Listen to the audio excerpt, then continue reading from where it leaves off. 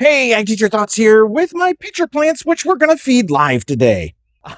We have a bunch of strawberry root weevils that we removed from our strawberry bed, our ex-strawberry bed, which is now our tomato bed. And we're going to do a live feeding of our pitcher plants. Now pitcher plants, I can't fertilize them normally. I can't just go get some Jack's Classic and pour it on there and have them be okay. Pitcher plants have developed in soils that are very, nutrient depleted.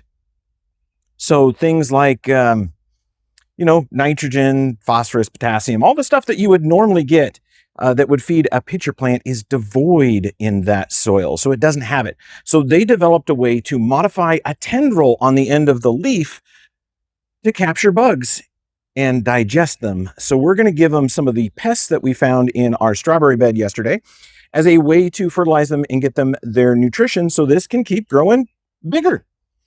And yes, strawberry root weevils are not beneficial. There is nothing beneficial about them. So I'm disposing of them in a manner that is going to actually benefit all of my plants.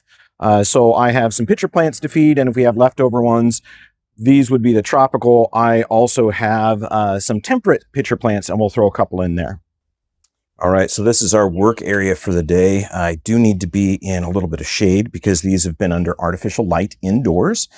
Since they are in artificial light, we want to make sure that we're not exposing them to too much UV light where they would burn, so they're not accustomed to that yet. First thing we're going to do is I did notice that there was a crane fly that had gotten into the house last night, and it got captured on one of the tendrils of the pitcher plant. So we're going to go ahead and just continue with that. We're going to remove that guy and get him down to the biggest pitcher of the plant that caught him so that that pitcher can take advantage of the nutrients of that crane fly. And crane fly are also a pest species. So they hurt turf. So their grubs are ones that actually go and attack turf. It looks like we lost some of our liquid there. I think this was in that pitcher. I think we accidentally dumped it out. So we'll add a little bit of liquid back into some of these that are missing it in a way to help feed them. So I'll put that pitcher plant liquid over here. Now we're going to sprinkle out our grubs that we collected. So there's all sorts of grubs. And I think I'm going to get a little container and I'm going to rinse them so that we're not dragging a bunch of minerals into the pitchers. I don't think that'll be healthy for them. So let's get something for that. I'm going to use just rainwater on that. A little bit of debris in there already. I'm going to get one other thing, see if I can develop a better, quicker system. We're going to see if we can just rinse those off with a spray bottle and rainwater. Okay, so that's limited time on the camera today, so we're going to try to be quick. Some of these just, like some of them float, some of them sink, depending on what we're using. So the ones that are getting ready to pupate apparently float, and then the grubs, they sink. So we'll take advantage of this, get a few of them in there.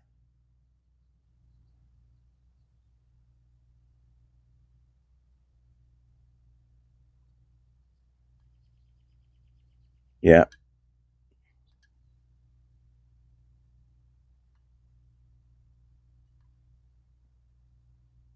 Wow.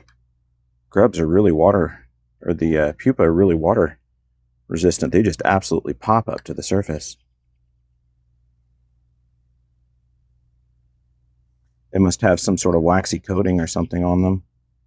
Yep, they just pop right up there. So those will be harder for the pitcher plants to digest. Okay. Let's see if we can get some of these clean grubs.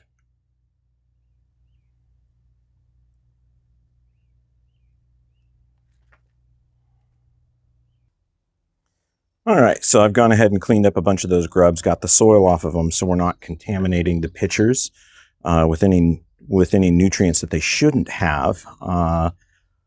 So I'm going to go ahead and just kind of plop one in each of these pitchers. The big ones might get two. Got the tweezers because the mouths of the pitchers some of them are small, and those that aren't small, the mouth of those pitchers has a stickiness to it. So that stickiness kind of prevents your fingers from getting in there because everything sticks to it. So I'm just sticking a grub in each one of those. So those have all got one. Let's see if we can get one of that tiny one. See if we can find a tiny grub to put in there.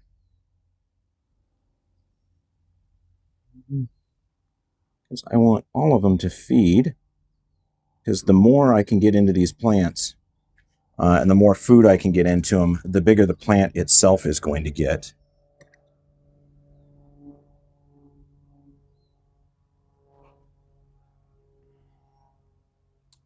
Sorry, I think the bowl is in the way. So yeah, so if I can get more into these pitchers, the plants will get more nutrients. Now, the other thing with these is there's no carapace on these. So there's no harder outer shell. So if you were saying they were, crunchy on the outside, chewy in the center, these are all chewy bits. So they should be easy for the plant to digest, or easier for the plant to digest. I'm hoping that the grubs don't chew through the sides of the pitcher. That would be highly disappointing if they were able to do that. Kind of lost track of where I'm putting them in. Here, let's get you down close. One of these other feedings. Hey, I don't know that I've put a tiny one in there. Put this little bit of one that got squished in there. Yep, there's one in there. There's one in there. Get you an overhead view. You can kind of see down in that picture. We're going to put a couple of them in there.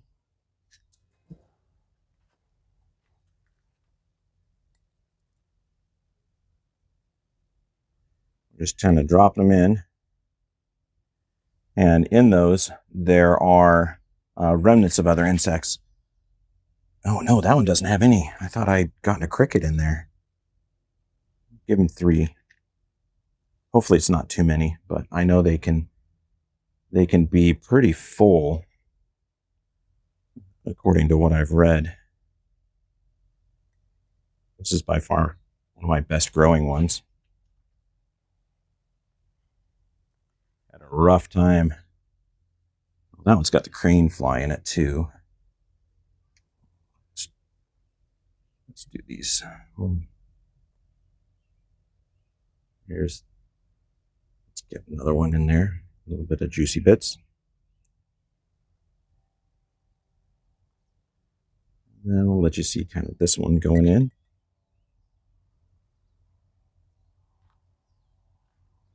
Okay, there's those.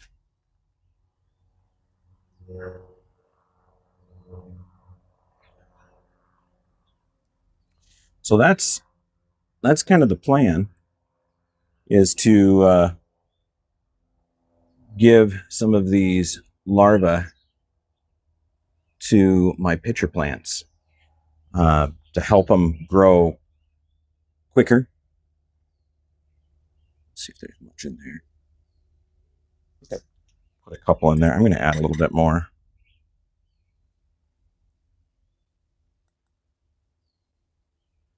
So with some plants,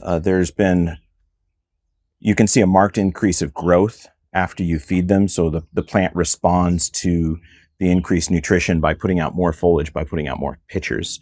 So this is my way to ensure that these pitchers are growing as well as they could and nice and healthy. Keep the pitchers of good size, give the nutrients to the plant that it needs to grow, and then replicate kind of the natural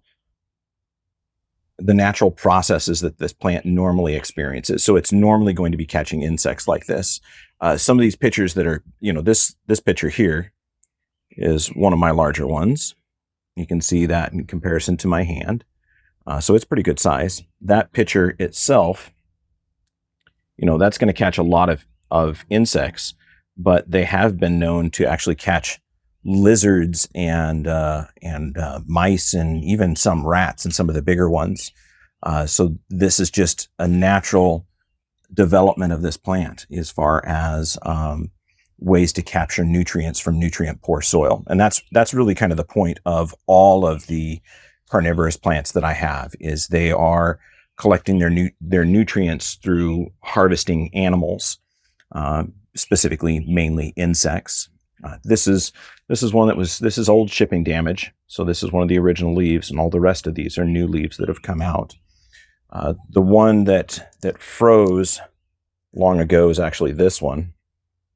And that one was pretty much dead, and now I have multiple crowns. And feeding this one is definitely going to help it grow. So it's very, very important that I get nutrition in this one. So I'm going to just plunk a couple more in there.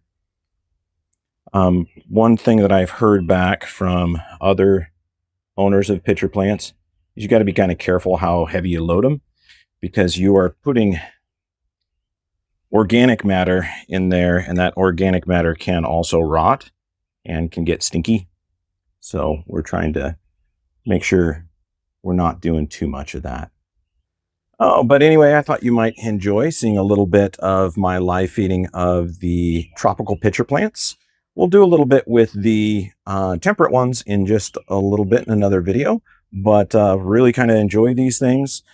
Not used to having to find bugs for my plants. Usually I'm used to finding I'm finding bugs for my plants, but usually I find bugs on my plants. So getting them something to eat and not using a bagged fertilizer is different. And then also we're kind of getting a little bit of revenge on the strawberry root weevils that ate our strawberries. If you haven't seen that, go ahead and see the other linked video down in the comments.